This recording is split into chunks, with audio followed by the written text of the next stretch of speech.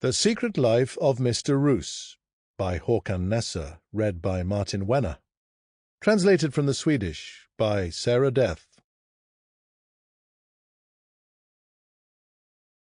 The towns of Kymlinge and Mardam do not exist in real life, unlike the Romanian writer Mircea Cătărescu, whose work is cited at several points in this book.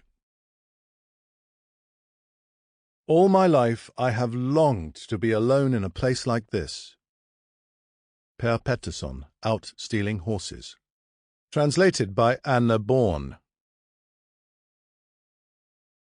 Part 1. Chapter 1. The day before everything changed, Ante Valdemar Roos had a vision. He was walking with his father in a forest. It was autumn and they were holding hands. The sunlight filtered through the lofty crowns of some tall pines. They went along a well-worn path that wound its way between mossy rocks and low, twiggy clumps of lingonberry. The air was clear and bright, with a scent of mushrooms as they passed some spots. He was probably 5 or 6, and could hear birds calling and a dog barking in the distance. "Here's Gråmyren," said his father. "This is where we usually see the elk." It was the 1950s. Father was in a leather waistcoat and a checked cap, which he now took off, letting go of his son's hand to wipe his forehead with the arm of his shirt. He took out his pipe and tobacco and started the filling process. "Look around you, Valdemar, my lad," he said. "Life never gets any better than this."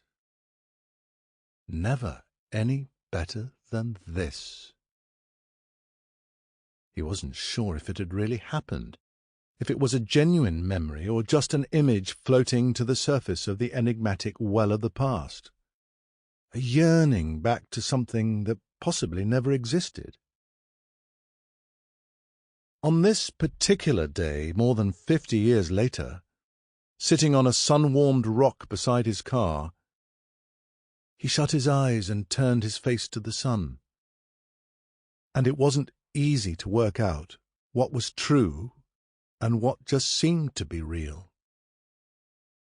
It was August. There were 30 minutes of his lunch hour left. Valdemar's father had died in 1961 when he was a boy of 12, and his memories often had this sort of shimmer of a lost idyll. He tended to think it wouldn't be so very odd if it had never happened.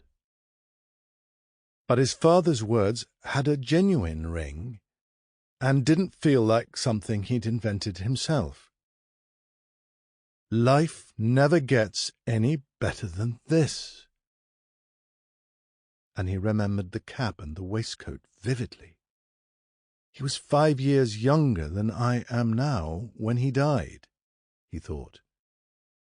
He only reached 54. He drained his coffee and got back behind the wheel. He reclined the seat as far as it would go and closed his eyes again. Opened the side window so the warm breeze could reach him. Sleep, he thought. I've got time for a 15-minute nap. Perhaps I'll get another glimpse of that moment in the forest. Or perhaps some other lovely vision. Riegmann's Electrical made thermos flasks. When the firm started in the late 50s, and for a decade or so thereafter, its range had comprised a variety of electrical goods such as fans, food processors, and hairdryers. But from the mid-70s onwards, it had produced only flasks. The change was made primarily because the founder, Vilgot Riegmann, as good as went up in smoke in a transformer fire in October 1971. That sort of thing can give an electrical company a bad name. People don't easily forget. But the name lived on. There were those who felt Riegmann's Electrical had become a recognized brand. The factory was out in Svartö, about 20 kilometers north of Kymlinge, Sample complete. Ready to continue?